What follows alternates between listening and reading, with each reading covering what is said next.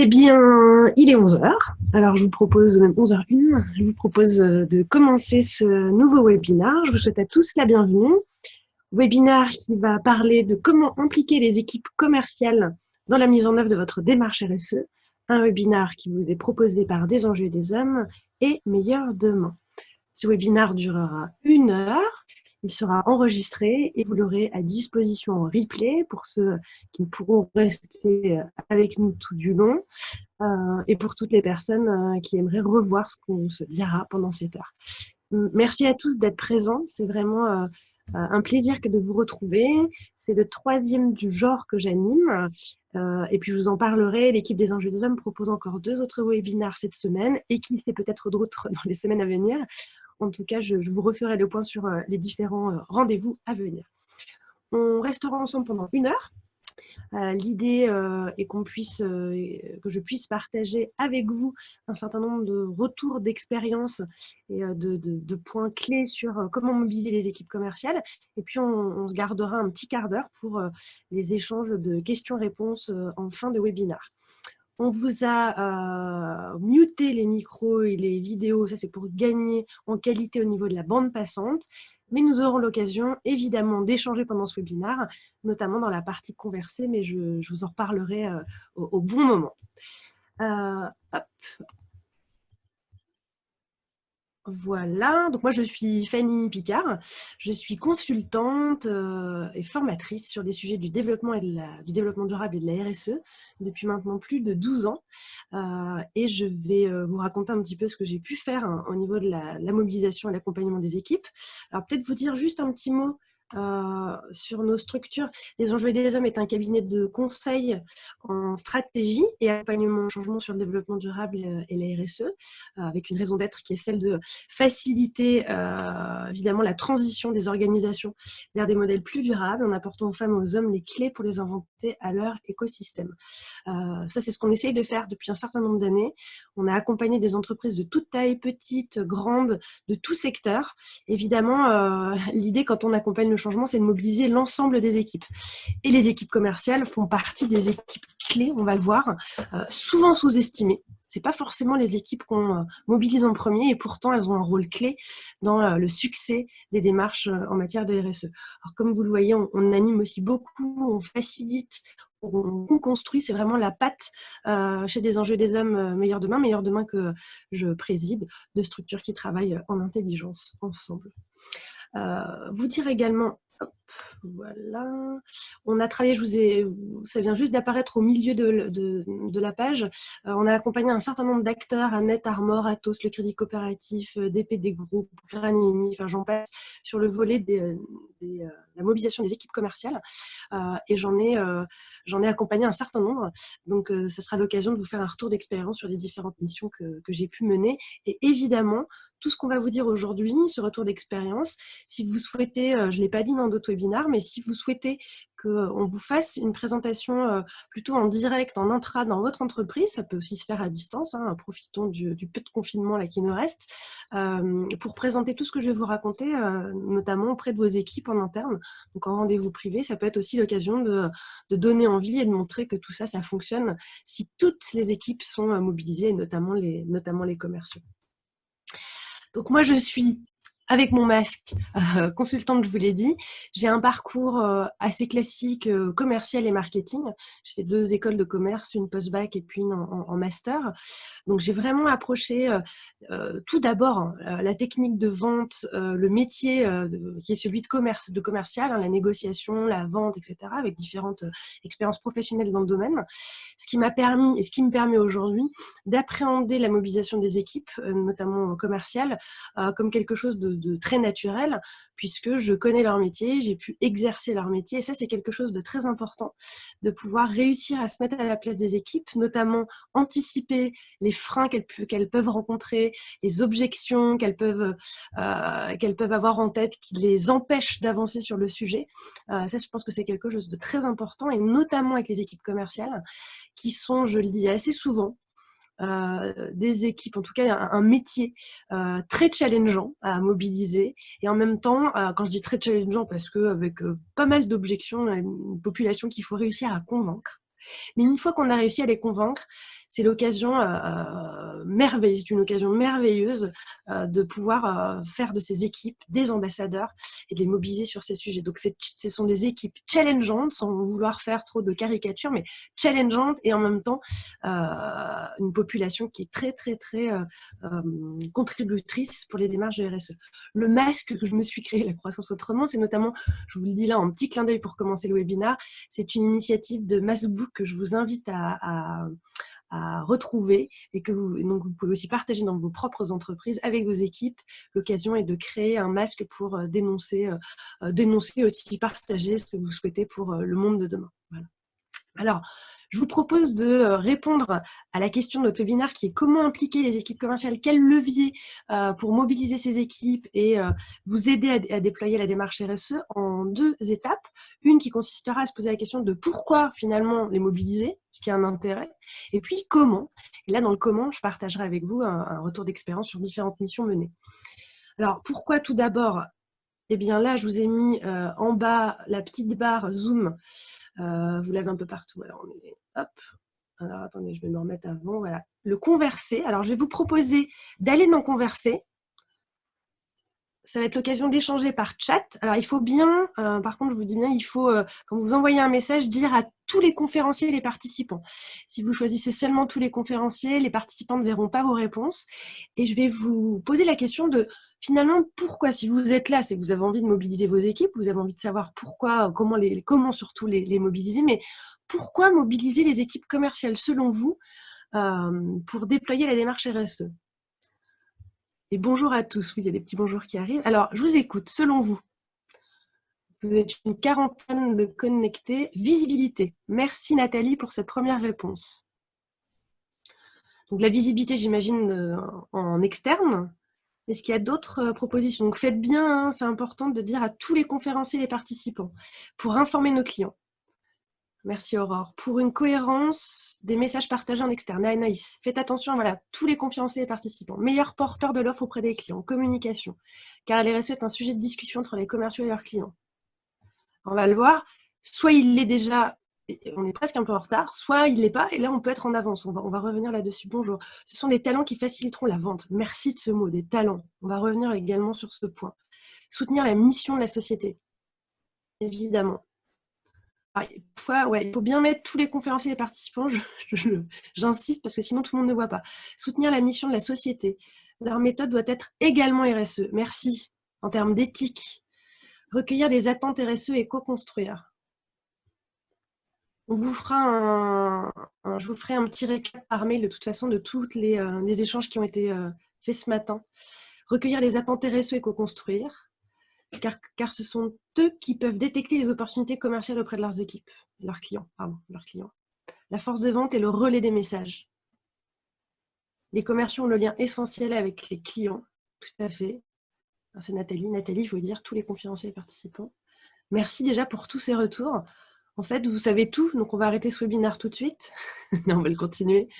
Tout ce que vous venez de dire, voilà, c'est la façade de l'entreprise, il véhicule l'image de l'entreprise.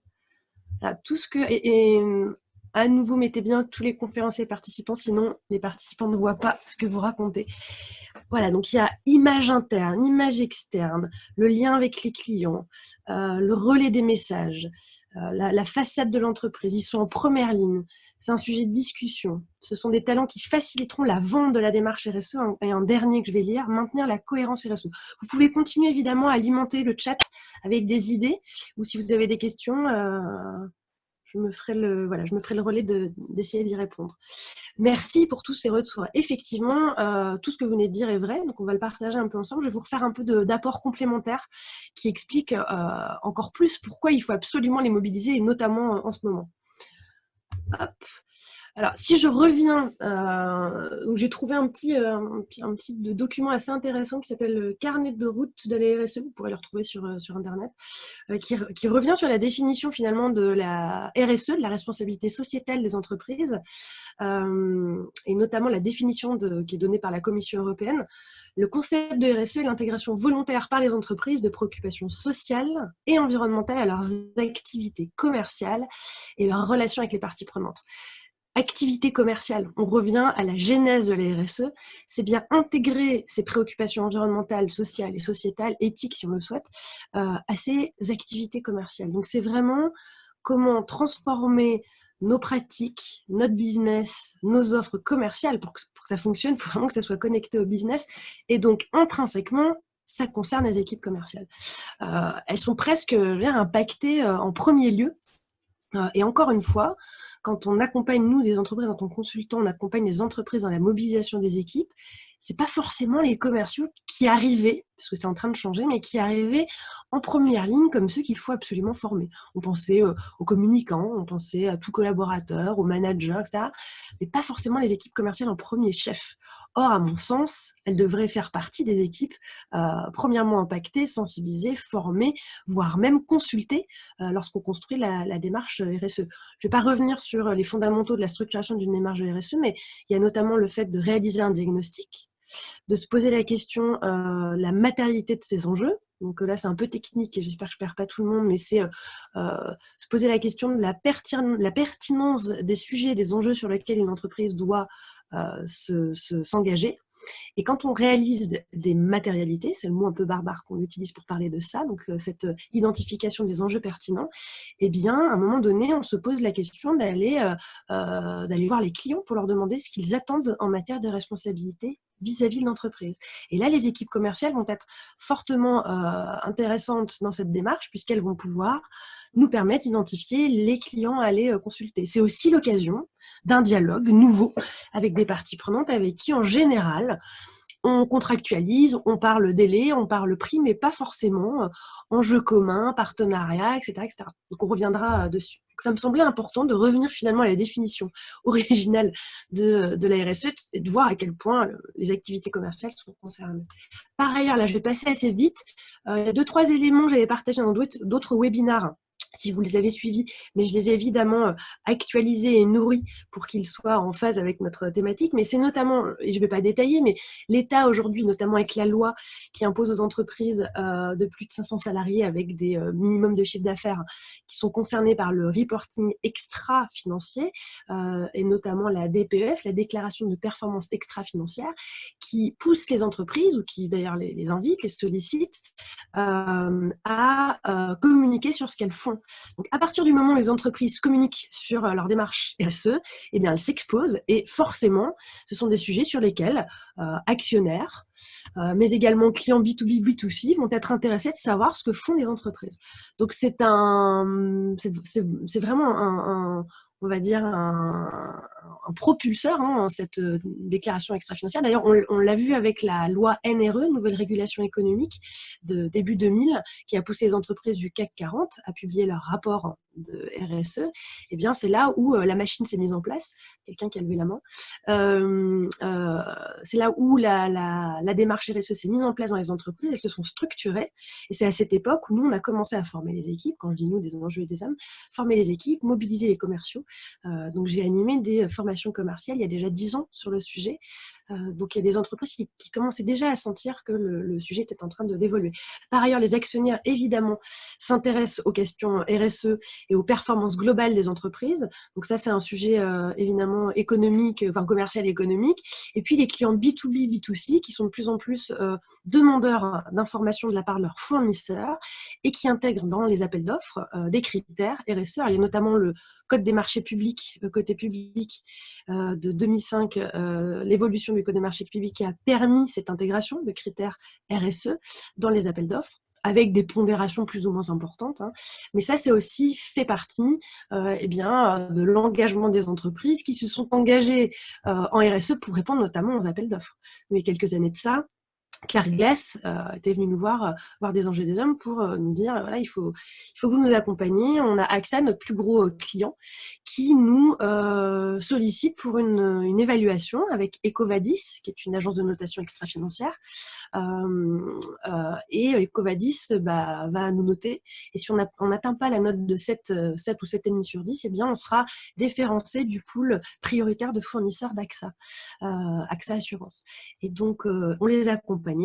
On les a aidés à structurer leur démarche et surtout à former les équipes commerciales pour qu'elles soient en capacité d'en discuter avec leurs clients. Donc ça fait vraiment vraiment partie d'une attente plus globale en matière de transparence et de performance globale, qui touche, je le rappelle encore à nouveau, mais intrinsèquement les équipes commerciales.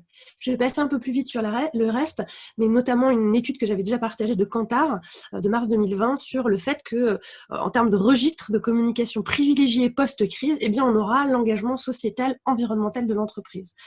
Donc là, il y a un vrai rôle pour les marketeurs et les communicants de savoir sur quoi communiquer et comment communiquer, mais reste également aux équipes commerciales d'être en capacité de faire le lien et de savoir comment l'adresser et comment le porter à leurs propres clients. Donc c'est aussi comment je m'expose en tant que commercial, mais de façon assez maîtrisée et compétente pour ne pas raconter n'importe quoi. Donc ça va être aussi un point qu'on regardera dans leur montée en compétences.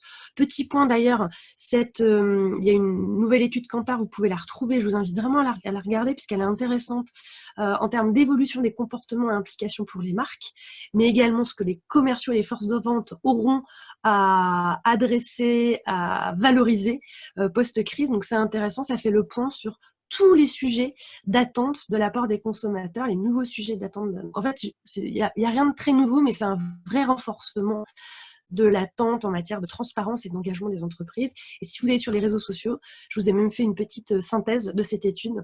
Je suis une fille sympa. Et vous pourrez retrouver une synthèse de l'étude sur LinkedIn.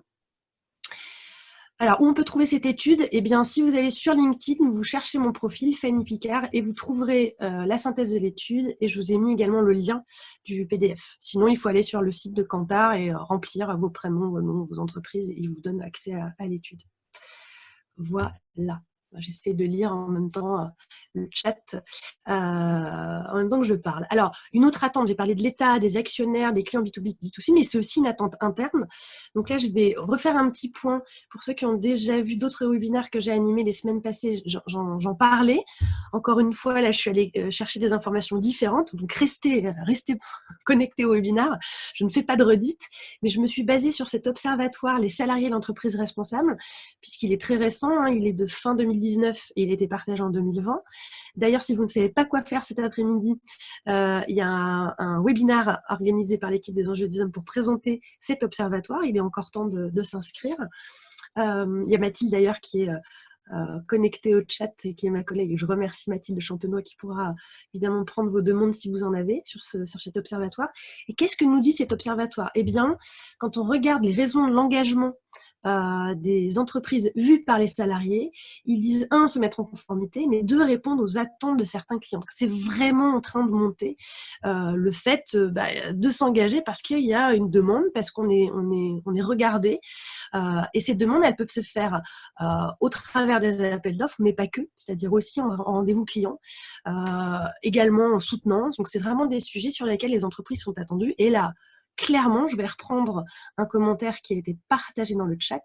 Les équipes commerciales sont en première ligne. Alors, est-ce qu'elles sont prêtes? Est-ce qu'elles ont envie? Est-ce qu'elles sont formées? C'est bien la question qu'on se pose pendant ce webinaire. Et je vais tenter de répondre à la question avec la deuxième partie qui arrive très rapidement. Un deuxième point qui est partagé dans l'observatoire, c'est quels sont les plus grands contributeurs perçus du projet RSE. Alors, on retrouve de façon non étonnante les RH, la communication, la direction générale, mais on retrouve juste après la direction marketing et la direction commerciale relations clients. Donc c'est une perception également interne que ces équipes sont fortement impliquées dans cette démarche. Alors, selon vous, tiens, un petit quiz pour voir si tout le monde est encore connecté et réveillé. Il n'y en aura qu'un. Selon vous, quelles parts se disent mal informées sur la démarche RSE de leur entreprise? Pour ceux qui ont suivi notre webinaire, vous n'avez pas le droit de répondre. 51%, 71% ou 91%. Je vous propose d'aller dans le chat et de répondre A, B ou C. 71%, c'est... Il y a des optimistes et des pessimistes. Les A et les C. A, B, B, A, 71% B. Alors, bravo à Charlotte, à Anne, à Sandrine. C'est effectivement 71%. 71% qui répondent déclarent être mal informés. Dans ces 71%, évidemment, les équipes commerciales, puisque l'observatoire consulte toutes les salariés de l'entreprise. Donc 71%, ça veut dire qu'il y a encore un gros déficit en matière de transmission d'informations, évidemment de formation, on va le voir plus tard, alors que 67% aimeraient être force de proposition sur le sujet. Je ne vais pas vous détailler tout l'observatoire, il vous sera partagé si ça vous intéresse cet après-midi, mais ce qu'on voit, c'est que, on a un terreau de salariés qui ont envie de s'engager, mais qui sont mal informés. On n'utilise pas les bons canaux, les managers ne sont pas impliqués dans ce transfert d'informations et la formation fait défaut. Et les équipes commerciales, évidemment, ne sont pas en reste. Puis un dernier point, c'est que au vu de tout ça, de tout ce contexte, les entreprises, elles y vont. Alors, je vous ai mis quelques exemples, mais on a, voilà, alors j'ai mis pas mal d'exemples B2C, mais c'est vrai aussi dans le B2B. La CAMIF, qui parle de Made in France, de nature, de responsabilité, donc d'ailleurs qui a travaillé sur sa raison d'être, il y a pas mal de webinaires sur le sujet là récemment, mais qui partage un certain nombre d'engagements forts avec des mots, la responsabilité, on n'a pas le droit de l'utiliser comme on veut. Ça, je le partage assez souvent dans les formations communication responsable que j'anime.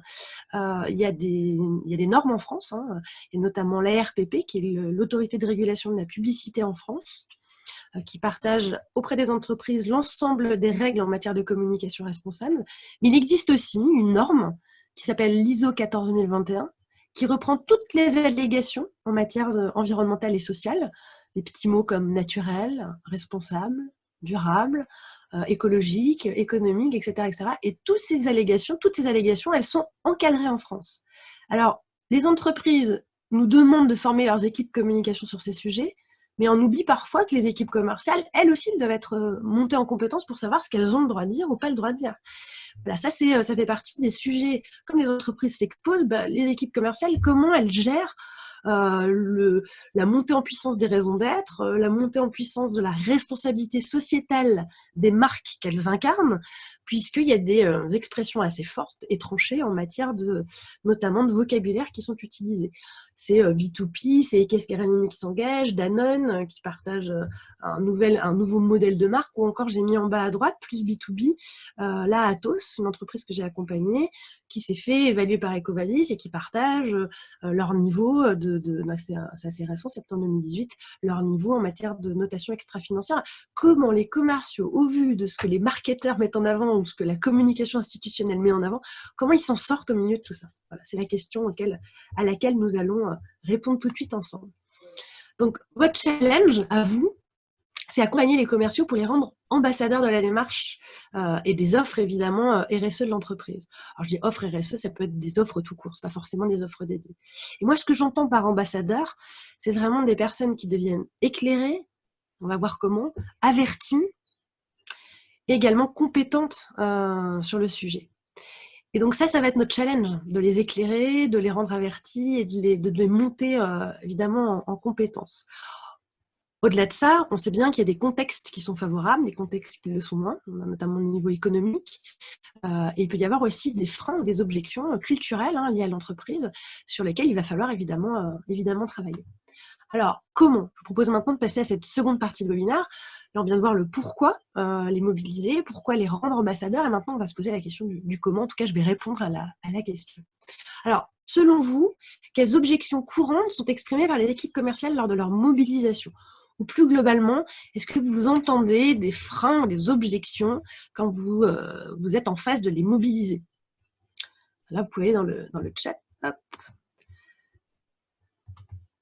Nos clients ne sont pas prêts. Alors, vous allez dans le petit chat, vous vous souvenez d'en converser. Hop. Dans converser, et puis manque de connaissances. Merci Aurore. L'ADD et les RSE, c'est pas compétitif. Les clients pas intéressés, ils veulent de la rémunération. C'est le prix qui compte. C'est la guerre du prix.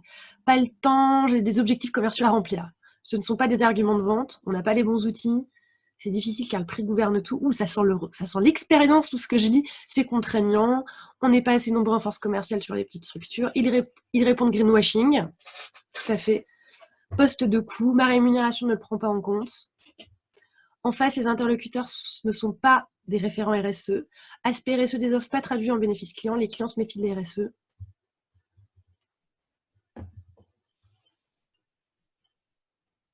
Merci pour tous ces retours. Écoutez, les aspects RSE, j'ai déjà lu. Tout ce que vous dites ici, ce sont moi aussi des objections que j'ai déjà entendues, qu'on anticipe quand on mobilise les équipes commerciales. Alors, une dernière petite, pas du tout informé de l'ensemble du périmètre de la RSE, c'est au marketing de faire les offres ad hoc. Vous pouvez continuer, hein, je vais arrêter de les lire, mais vous pouvez continuer à en rajouter. Tout ce que vous dites ici, je vais vous montrer, vous allez voir. Le sujet de la RSE est fourre-tout, c'est pas connecté au business. J'en ai mis que quelques-unes, mais qui synthétisent pas mal ce que vous avez écrit. Ce n'est pas une attente de nos clients. Ça, c'est l'objection assez classique. Nous n'avons pas de matériel RSE marketing pour en parler, ou c'est aux équipes commerciales de s'en parler.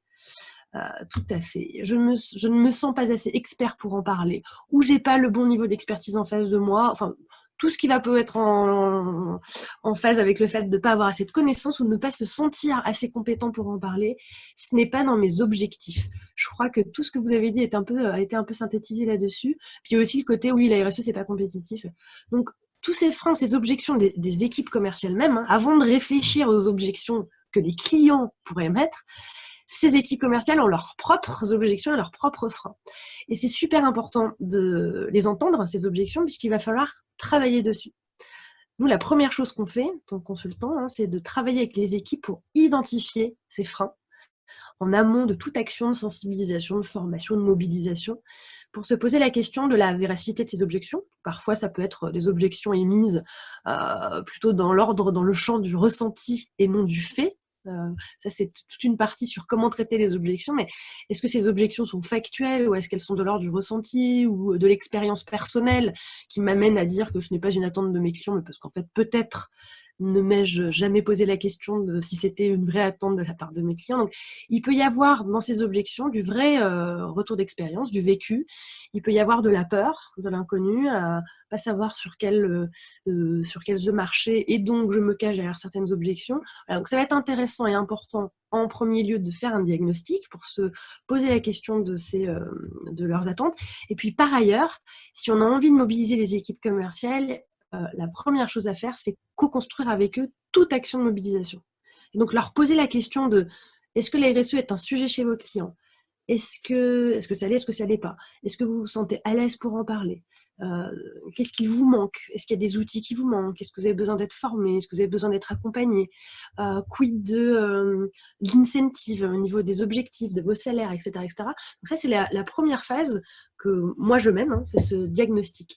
Et puis l'idée, ça va être de monter des actions de mobilisation, un programme de mobilisation basé, quand tout est factualisé évidemment et justifié, basé sur ces objections. L'idée étant de débloquer au fur et à mesure, step by step, étape par étape, chacun de ces freins et de ces objections pour les rendre avertis, en tout cas informés, éveillés sur ce sujet, rassurés, qu'ils se sentent compétents, qu'on leur donne envie, qu'ils se sentent accompagnés, challengés sur le sujet. Et là, on va sortir après des artifices en termes de pédagogie. Quand j'ai artifice, c'est plutôt la boîte secrète, c'est en termes de pédagogie, de formation ludique, d'outils, etc. Mais déjà, travailler là-dessus, c'est vraiment, pour moi, le premier facteur clé de succès dans la mobilisation des équipes commerciales. Alors ensuite, une petite roue que j'ai présentée lundi dernier sur la mobilisation des équipes communication. Je la réutilise parce qu'en fait, elle est utile pour tout type et tout profil d'équipes à mobiliser, hein, qu'il s'agisse des équipes marketing, achat, qu'il s'agisse du juridique, des RH, peu importe le métier. Cette roue de la mobilisation, elle est partagée dans un petit guide qu'on a écrit il y a quelques années. C'était une de mes premières missions d'ailleurs pour Des enjeux et des hommes. C'est encore notre vieux logo sur le guide et le comité 21. Ça s'appelle le guide de la mobilisation des équipes pour le développement durable. 10 fiches pratiques que je vous invite fortement à lire. Alors, il date un peu en termes d'exemples, parce que dedans, il n'y a pas trop d'exemples vis-à-vis du digital qui est aujourd'hui beaucoup utilisé pour mobiliser les équipes. Mais tout ce qui est dit dedans, d'un point de vue théorique et apport sur comment mobiliser, est tout à fait d'actualité. Donc, je vous invite à aller le chercher. Vous pouvez aller sur le site de Des enjeux et des hommes, dans Actualité. Et ensuite, vous avez toutes nos guides et nos études qui sont gratuites et téléchargeables. N'hésitez pas à aller regarder ce petit guide. Et donc, dans cette mobilisation, notamment des commerciaux, eh bien, la première des choses à faire, c'est de les passer d'un état de détaché à concerné.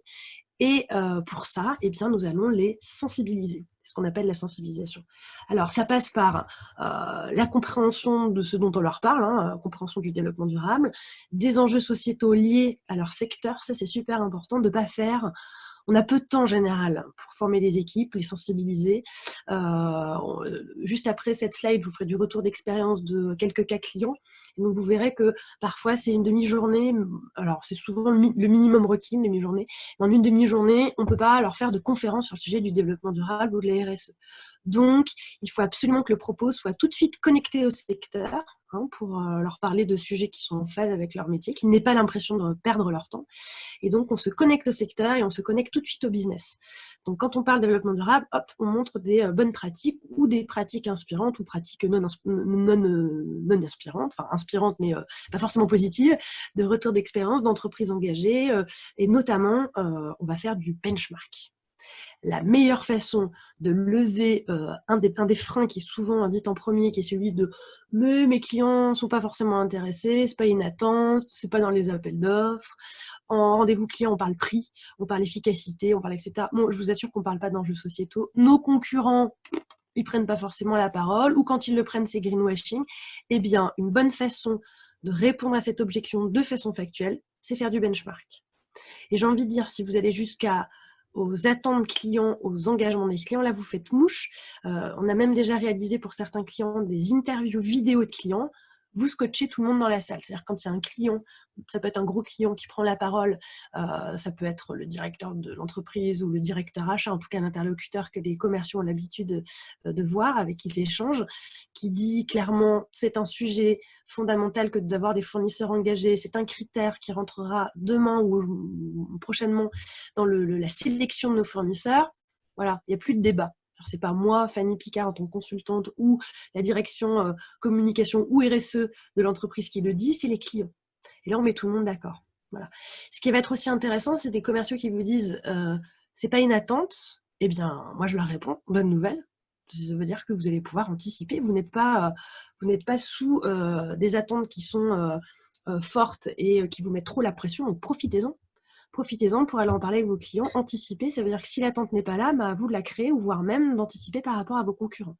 Donc ça, c'est aussi une façon de leur montrer que c'est aussi une histoire de timing. Soit on arrive en avant et tant mieux, en avance, soit on arrive trop tard et donc là, il va falloir mettre les bouchées doubles. Donc ça va être un premier point.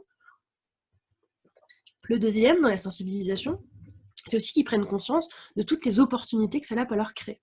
Donc le benchmark, ça peut être une bonne façon de le montrer. Hein. Quand je vois que mes concurrents sont engagés, je me rends compte tout de suite que ça peut être de la perte de marché en termes de risque ou du gain de part de marché en termes d'opportunités. C'est aussi l'occasion de leur montrer à quel point ça peut les aider de sortir de débats uniquement basés sur le prix. Et Dieu sait s'ils en souffrent. Pour un certain nombre de secteurs que j'ai accompagnés, je crois que c'est quelque chose d'assez commun. Et donc, c'est aussi l'occasion de sortir de ces échanges purement liés au prix, aux offres, etc. et d'avoir des éléments de dialogue différents. Donc, c'est aussi le retour que me font les commerciaux en me disant tiens, ça peut être l'occasion effectivement d'aller voir un client avec qui on n'a plus l'habitude de travailler et d'avoir un angle de discussion différent. Voilà. Ça peut être aussi l'occasion d'avoir de nouveaux échanges avec des clients actuels, avec des échanges très tendus sur le prix. Ça peut être l'occasion en parallèle. Hein, ça ne remplace pas évidemment leurs échanges sur le prix, qui est fondamental. Enfin, je veux dire, c'est la base du métier, mais ça peut être l'occasion de donner un souffle d'inspiration un peu nouveau. C'est aussi l'occasion de changer d'interlocuteur. On est tout le temps face aux acheteurs. Puis ces acheteurs, ils peuvent être pas forcément sensibilisés à la RSE. Donc, c'est peut-être aussi l'occasion de créer de nouveaux échanges avec de nouveaux interlocuteurs, à l'occasion de rendez-vous annexes, avec la direction innovation, RSE. Et puis, embarquer dans ces rendez-vous, en tant que commercial, j'embarque par exemple mon équipe RSE ou l'expert RSE de mon entreprise. Et ça va être l'occasion de trouver de nouveaux terrains de dialogue. Voilà. Donc, tout ça, il va falloir le démontrer par du fait. Soyez factuel, faites vraiment du retour d'expérience, du benchmark. Et on est dans cette phase de sensibilisation. On crée des déclics, on donne envie, on donne des repères, mais on n'est pas encore dans la formation. La formation, c'est vraiment passer d'un état de non-compétence et de conscience à la compétence. Donc là, on va être dans la deuxième phase du cercle, qui va être celle de monter en compétence. Et là, c'est vraiment de la formation. Alors, cette formation, elle peut avoir lieu en présentiel, c'est-à-dire en salle classiquement, mais elle peut se faire en digital, en e-learning.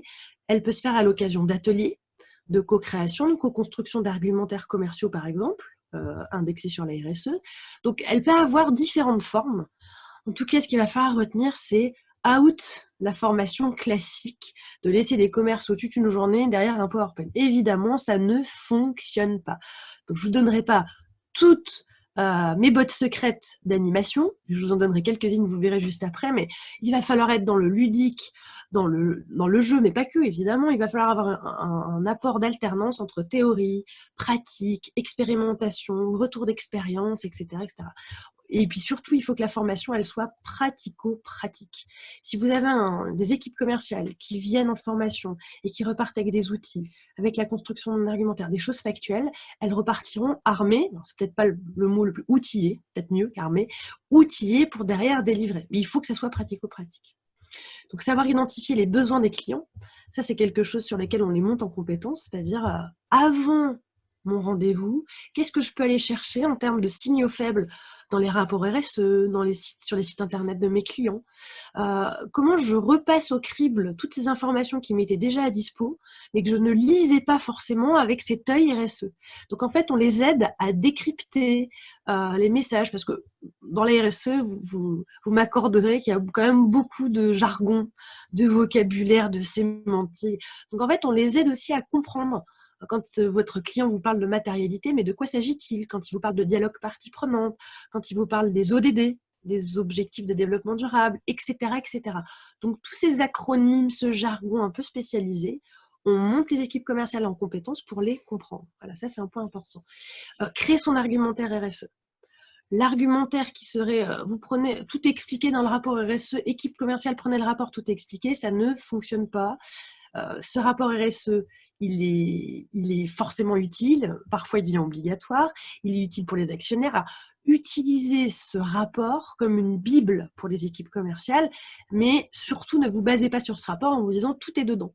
Donc ce qu'il va falloir faire, c'est mettre à disposition tous les outils existants, les FAQ, les présentations PowerPoint, les rapports RSE, les guides qui ont été réalisés, bref, tout ce matériel, les mettre dans les mains des commerciaux pour qu'ils arrêtent de vous dire objection qui a été identifiée tout à l'heure, il n'y a pas d'outils, il n'y a pas de matériel, le marketing n'a pas fait son job, c'est fourre-tout, c'est greenwashing, etc. Donc, leur montrer, leur faire la démonstration que la démarche est structurée, qu'il existe des outils, etc., etc. Donc, vraiment les rassurer sur le bien fondé de la démarche RSE et après travailler avec eux sur des argumentaires. Les équipes commerciales auront également besoin d'avoir le off de la démarche RSE. C'est-à-dire au-delà de ce qui est écrit dans le rapport, qui est souvent lissé, bon élève, où est-ce qu'on est bon, où est-ce qu'on n'est pas bon. Globalement, par rapport au marché, que font nos concurrents et où est-ce qu'on se positionne?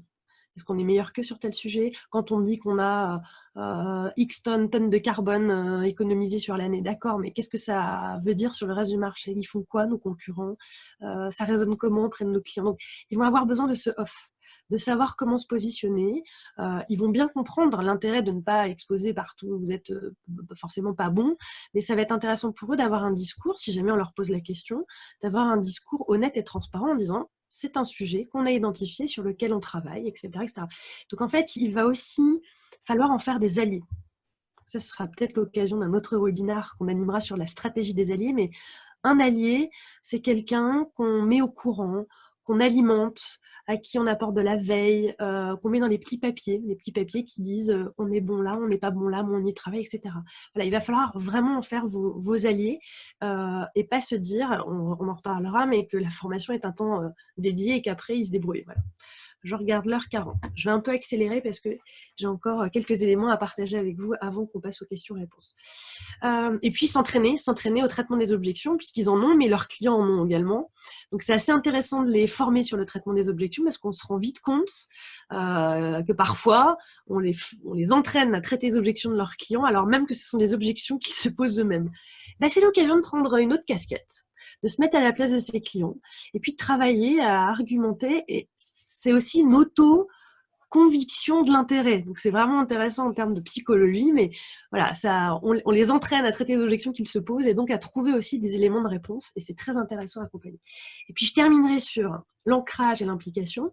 Donc, c'est évidemment les suivre sur le terrain. Donc, c'est identifier des objectifs de montée en compétences et que les managers puissent suivre sur le terrain en rendez-vous commercial. Ça peut se faire dans les premiers temps, voir comment les équipes se sentent. Ça peut être aussi l'occasion d'emmener dans les premiers rendez-vous la direction RSE. Voilà, donc c'est vraiment, ce suivi est très important. Mais ça va être aussi les alimenter en veille, parce que ce qu'on leur dit à un temps donné, l'offre de la concurrence évolue, les attentes clients évoluent également. Donc avoir des rendez-vous dans l'année qui leur permet d'alimenter cette veille et d'être toujours au top niveau sur tous ces sujets. Faire évoluer la rémunération variable, on en a parlé, ça c'est dans les traitements des objections, de leur propre objection, c'est je suis pas objectivée, quoi. Globalement, je suis pas incentivée, je suis pas objectivée. Quel intérêt de pousser une offre par rapport à une autre alors que je suis pas objectivée? Donc ça va être un travail à faire, évidemment, avec RH, direction commerciale, manager sur ce sujet. Et puis derrière, j'ai mis, suivre, ancrer, impliquer dans le temps et animer la dynamique dans le temps, ça va être organiser des challenges, participer à des trophées. Alors, c'est pas forcément les commerciaux qui participent, mais ça peut être la direction commerciale qui participe, qui emmène les équipes commerciales au marketing pour concourir, aller gagner des trophées. Et ça fonctionne. La célébration, la victoire, c'est quelque chose qui fonctionne très bien dans les entreprises ou les équipes que j'ai accompagnées. Alors, quelques retours d'expérience. Notamment Henkel Technologies France. Donc, on a accompagné le groupe Henkel dans sa stratégie RSE. Moi, j'ai formé de nombreux marketeurs chez eux dans différentes business units, mais j'ai accompagné notamment les équipes commerciales d'Henkel Technologies, donc c'est tout ce qui est notamment colle, adhésif, plutôt le côté chimique. On les a formés sur une demi-journée, qui a eu un énorme travail en amont avec le directeur commercial sur l'identification des freins des équipes commerciales. Donc, ce que je vous ai fait faire tout à l'heure par chat, quels sont les freins possibles des équipes, on l'a fait en amont, puisqu'on n'avait qu'une demi-journée pour former les équipes, très court. Donc, quand on est très court, faut être très efficace. Et pour être très efficace, il ne faut pas être dans du discours un peu jargonneux, il faut être dans du discours qui parle aux équipes. Donc, vraiment, on a fait un gros boulot d'identification des freins. Un benchmark approfondi de la concurrence et des argumentaires par offre. Ils ressortaient de la formation avec une tablette, puisque à l'époque où on a fait la formation, ils étaient en train d'outiller l'ensemble des forces commerciales avec des tablettes pour aller voir les clients. Et donc, ils recevaient cette tablette le jour J. Ça s'est fait comme ça, c'était un hasard, mais ils ressortaient de la formation avec la tablette dans laquelle il y avait tous les outils RSE, marketing RSE sur les offres. Donc là, c'était très concret et très je plug and play, je prends ce qu'on me dit et je l'applique. Voilà.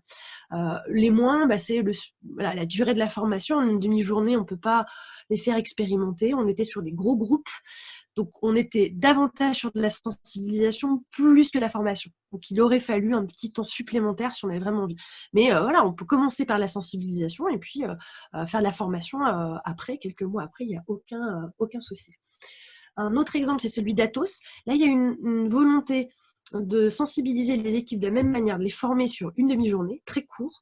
Donc, en amont, on a créé un e-learning sur 4 modules, le développement durable, la RSE dans les enjeux du secteur de l'IT. Il y avait 4 modules qui étaient destinés à tout collaborateur, dont les équipes commerciales, mais c'était un prérequis à la formation d'une demi-journée. Le point très positif de la formation, c'est l'équipe RSE avait fait un FAQ, une foire aux questions, hyper détaillé, recensant toutes les questions que remontent les équipes commerciales, des rendez-vous qu'ils vivent avec leurs clients, mais aussi les questions posées dans les appels d'offres. Un FAQ très épais, mais très complet, ce qui permettait à toute question posée par les équipes de leur dire « c'est dans le FAQ, cherchez ». Et donc dans le FAQ, on avait la question, la réponse, le document, permettant d'apporter de la réponse et le nom de l'expert interne qu'on peut aller solliciter si on a besoin d'approfondir ce sujet avec son client. Et ça, cet outil-là a vraiment été quelque chose de très riche pour la montée en compétences, mais aussi le fait de rassurer les équipes sur le fait qu'on a des réponses structurées, transparentes, consolidées, par l'entreprise à toute réponse, à toute question posée par ses clients. Voilà, ça, c'était vraiment un outil. Le PAP, c'est ce que j'ai mis ici, le petit outil de plan d'action personnel. Pendant la formation, même sur une demi-journée, je poussais les commerciaux à devoir prendre, synthétiser tout ce qu'ils entendaient, s'engager, qu'est-ce que je peux faire au niveau de mon anticipation des freins auprès de mes clients, préparer mes rendez-vous, qu'est-ce que je vais pouvoir raconter en 3 lignes sur la démarche RSE, comment je vais pouvoir vendre telle ou telle offre. Et donc ça, je le faisais en séance, leur faire remplir ce plan d'action personnel. Et donc on n'est pas du tout dans, je vous distille une formation lambda à tous, et puis vous débrouillez, mais on vous propose du contenu et des outils, et on vous aide à faire ce travail personnel. Et donc, ils repartaient avec des objectifs très, très, très individuels et concrets. Et puis, pendant cette formation, on faisait du partage de business case. Une offre RSE, un retour d'expérience client. Et donc, ils pouvaient voir concrètement que les offres, elles répondaient à des attentes, que ça fonctionnait, etc. etc. Et donc, ce partage de bonnes pratiques a vraiment également été quelque chose de très utile pour les équipes. Avant-dernier exemple, Bonasabla. Alors Bonasabla, je ne vous ai pas dit avant, donc si je vous ai dit pour Henkel, Atos, ils sont dans l'IT, je pense que tout le monde connaît. Bonasabla dans le béton. Donc là, j'avais quarantaine de commerciaux à former sur une formation de 2 jours. Alors oui, on passe de une demi-journée à 2 jours. 2 jours pour les monter en compétences, puisqu'ils participent à un salon tous les 2 ans qui s'appelle Polytech, qui a lieu à Paris, à Lyon, à Paris, à Lyon. D'ailleurs, il a lieu tous les ans, mais il a lieu une fois à Paris, une fois à Lyon. Et ils avaient un énorme stand, ils ont un énorme stand Bonasabla, et cette année-là, ils souhaitaient prendre la parole sur leur démarche RSE et leurs offres dédiées, notamment au niveau du béton et toutes les innovations. Vous les voyez ici, green concrète, performance concrète. Voilà, ils ont pas mal d'offres en béton dédiées, en tout cas plus écologiques, etc. Et donc, on a dû les monter en compétence sur le sujet. Là, on avait besoin de ces 2 journées puisque le sujet était très technique. Il fallait rentrer dans les fiches FDS de chacun des produits, les entraîner à pitcher, parce qu'en salon, l'idée c'était qu'ils puissent être... Voilà. Donc, il fallait absolument qu'ils sortent de cette formation en mode, non pas expert, mais tout à fait capable de prendre la parole sur le sujet de façon concrète au salon qui avait lieu quelques mois après. Et donc 2 jours de formation avec beaucoup de temps sur l'entraînement au pitch. Donc les plus, c'est évidemment la durée, qui nous a permis d'avoir ce temps d'échange avec des équipes très compliquées au départ à mobiliser. Gros scepticisme lié à ces sujets, une forte sensation de greenwashing. On est dans la construction. Voilà. En plus, c'était une formation il y a assez longtemps, donc j'étais jeune formatrice et consultante. Je me retrouvais devant une équipe de 2 fois 20 commerciaux voilà, dans le béton, que des hommes, peut-être une femme dans la salle. Donc, sans faire de caricature, c'était quand même une équipe assez compliquée.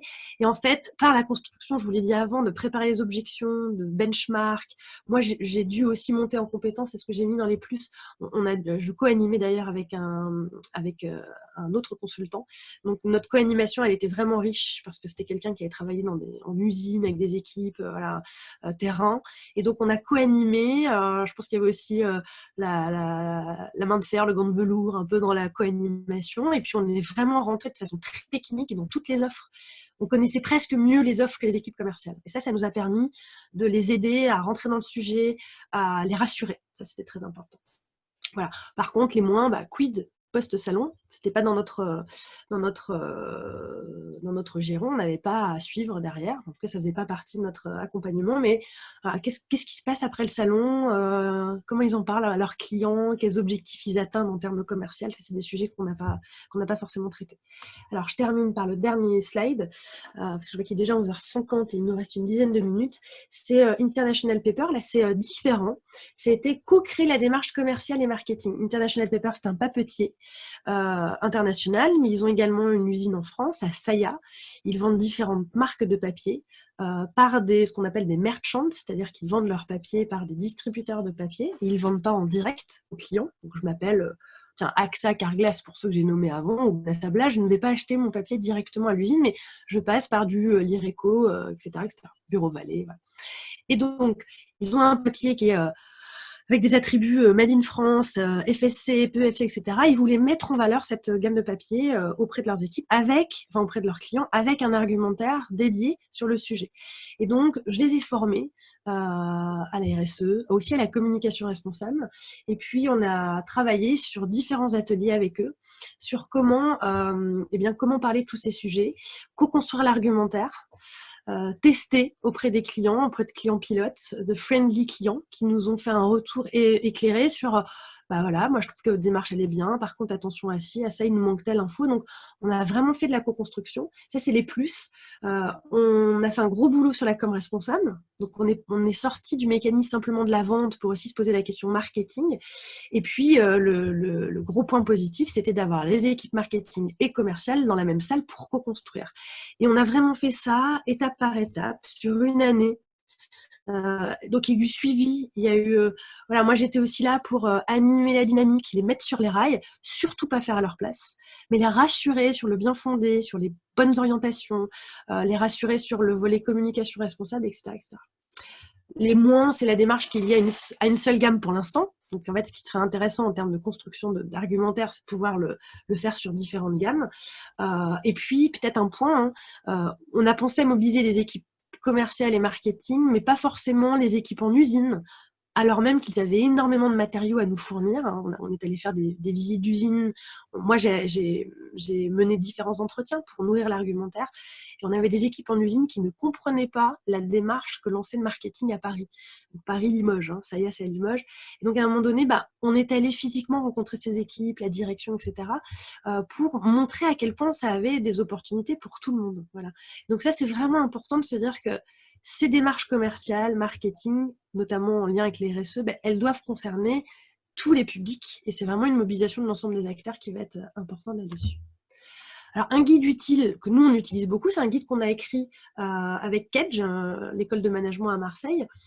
C'est un petit guide sur alors, ça s'appelle le guide pour contrer les vraies fausses bonnes raisons de ne pas agir. En fait, on a fait un condensé de tous les objecteurs possibles, qui peuvent être vos équipes commerciales, mais qui peuvent être les clients de vos équipes commerciales. Et dedans, on vous donne des clés pour comprendre ces objecteurs, traiter leurs objections, répondre à leurs questions. On l'utilise beaucoup, nous, en formation, les équipes commerciales.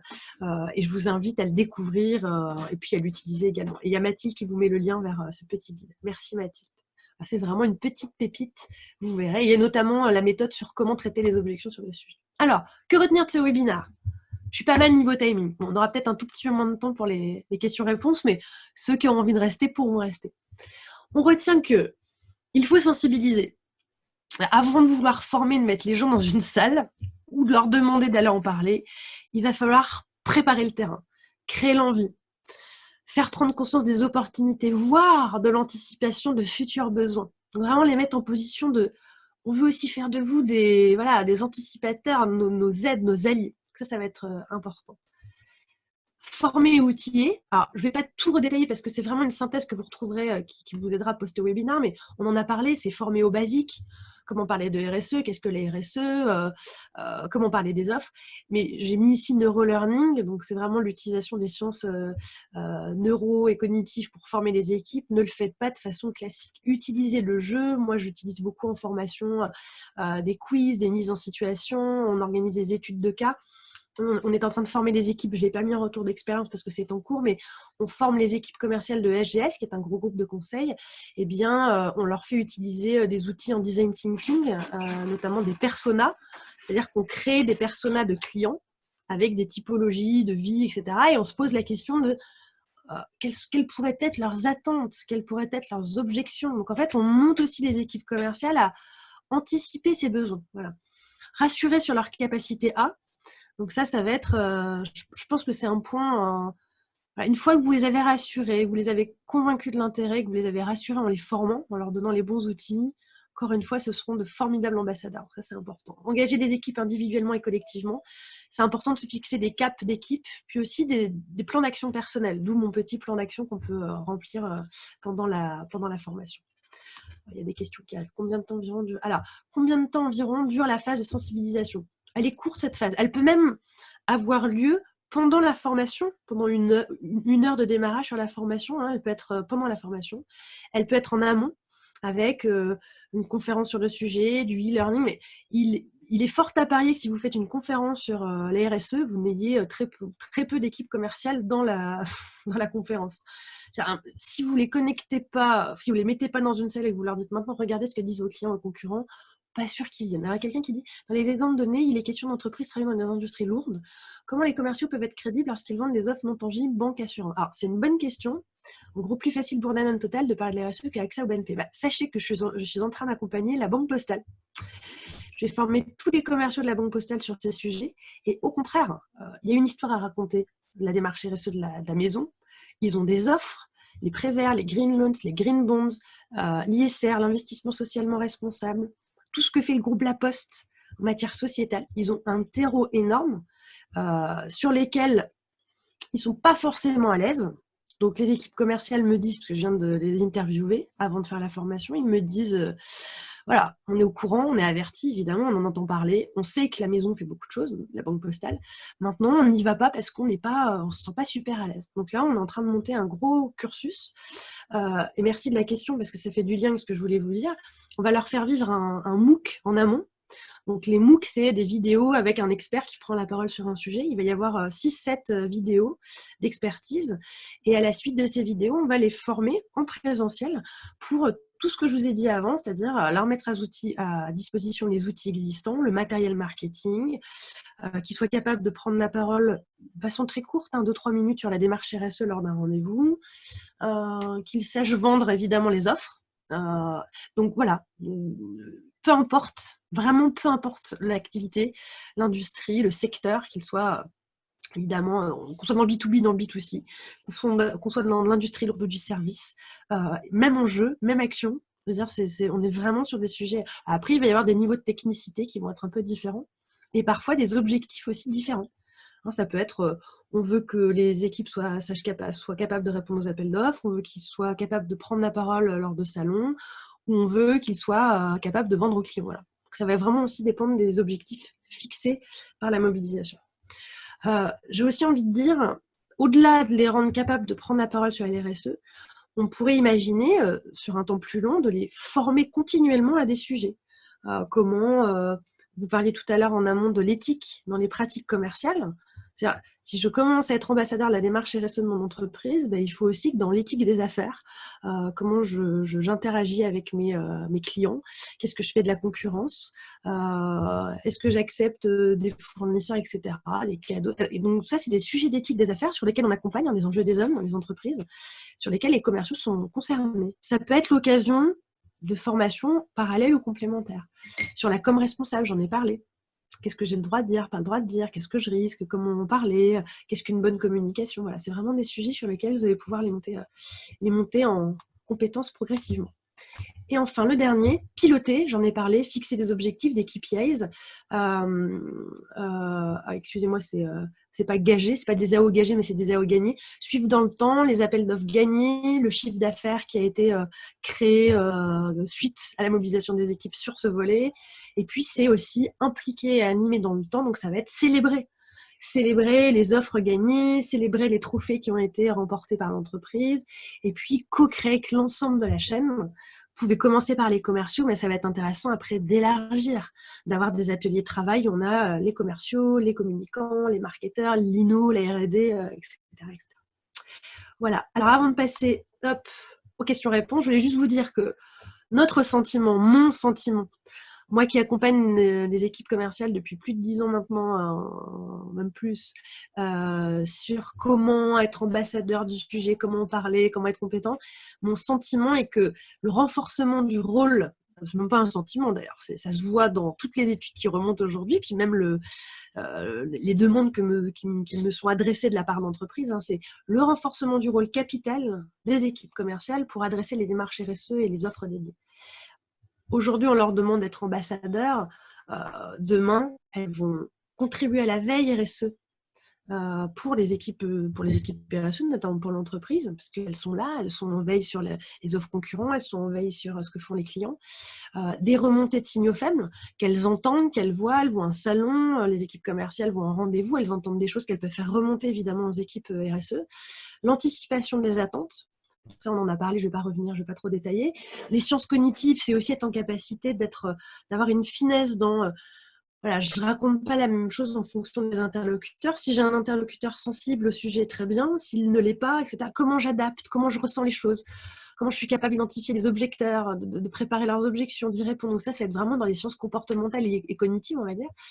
Le dialogue partie prenante, ça c'est une vraie nouvelle fonction que les équipes RSE auront demain. Alors on en parle dans l'observatoire, le panorama qu'on a réalisé avec l'ORS des enjeux des hommes sur la transformation des acteurs. Vous le retrouverez, peut-être que Mathilde pourra vous mettre le lien vers cet observatoire qui s'appelle Panorama, la transformation des acteurs dans la RSE. Et on vous dit à quel point la RSE demain aura pour rôle de dialoguer avec les parties prenantes. Et là, les commerciaux pourront avoir ce rôle, entre autres, hein, d'être ambassadeurs, de pouvoir aller discuter avec les parties prenantes, avec ou pour les directions RSE. Et puis la co-innovation. Moi, je crois beaucoup à l'innovation transversale, à la co-création, et d'arrêter d'être en silo, les équipes marketing qui pensent les offres, les commerciaux qui délivrent, avec la RSE qui regarde parfois, qui est intégrée parfois dans ces offres ou dans cette chaîne de valeur. Je crois vraiment beaucoup à l'interaction et la co-innovation. Et on en arrive à la fin. Voilà, juste vous dire que moi, j'en arrive à la fin de ce webinaire, et puis d'ailleurs, il est l'heure. Vous pouvez nous retrouver à l'occasion de formations de webinaires cet après-midi, le baromètre salarié entreprise responsable. Et puis, le 7 mai, mais je crois que toutes les places sont déjà prises, mais vous pouvez toujours tenter de candidater le marketing d'après. Et puis le 2 juin, donc on le fera a priori à distance, on vous redira ça, mais un afterwork sur la RSE. On parlait avec Panache et savoir embarquer le plus grand nombre pour un meilleur demain. Donc je me suis associée avec des enjeux et des hommes et Panache, qui sont spécialistes du pitch, à aider toute équipe, direction RSE, équipe communication, équipe commerciale, ambassadeur RSE d'entreprise, à être plus à l'aise pour parler de tous ces sujets. Donc c'est en lien direct avec le sujet qu'on a traité aujourd'hui.